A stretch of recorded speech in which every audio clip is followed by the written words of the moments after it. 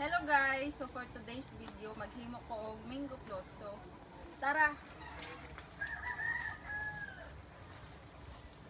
So guys, ang pinakauna na ako gibuhat is ako anay gihugasan ang mangga. So kining mangga guys, katong niagi pa ning adlaw na ako gipalit. So as you can see, hinog na jud karadyo siya. Mao ni gana i mango float guys, kanang tamis gid siya na mangga. Then diri nag-start na ko og slice sa mangga.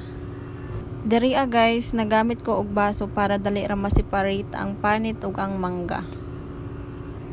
While nag-abli ang akong husband sa condense og sa all-purpose cream, so nahuman ako og slice sa mga mangga. So mauna ni siya guys.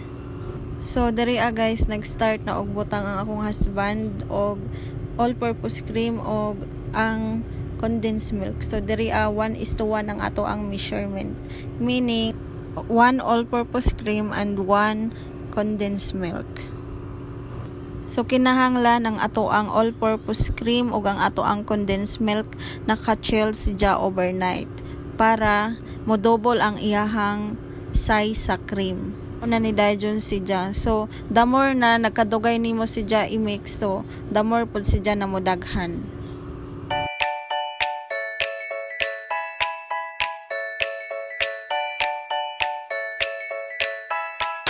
So guys, magsugod ako og assemble sa ato ang mango float.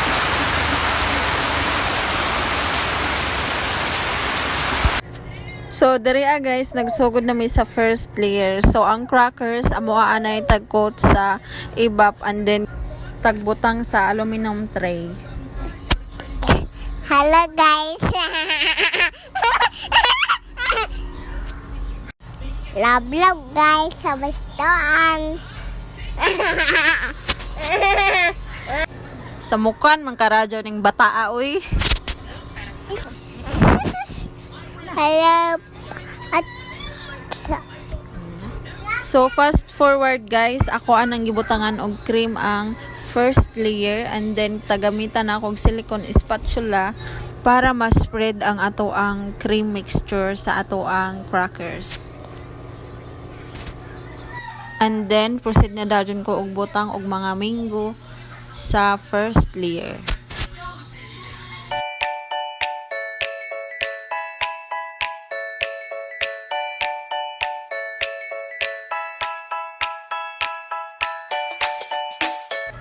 So diri guys, proceed na sad ko sa second layer sa ato ang mango float.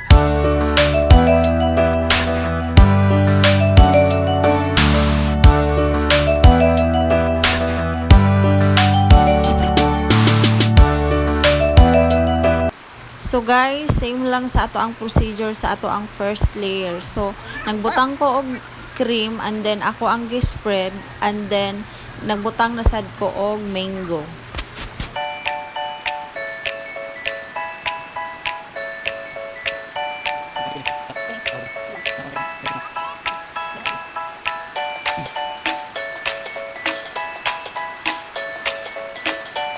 Then proceed ko sa third layer.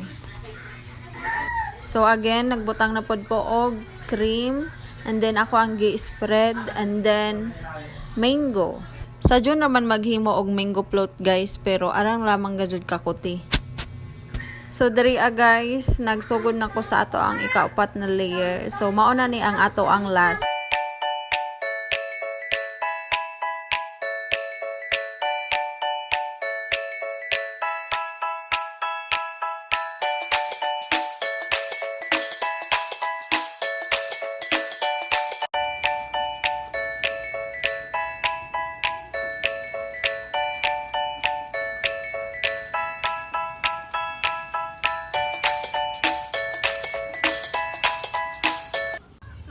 Natapos sa gadget. So, mauna ni ang ato ang mango float og Arisay Graham Delici.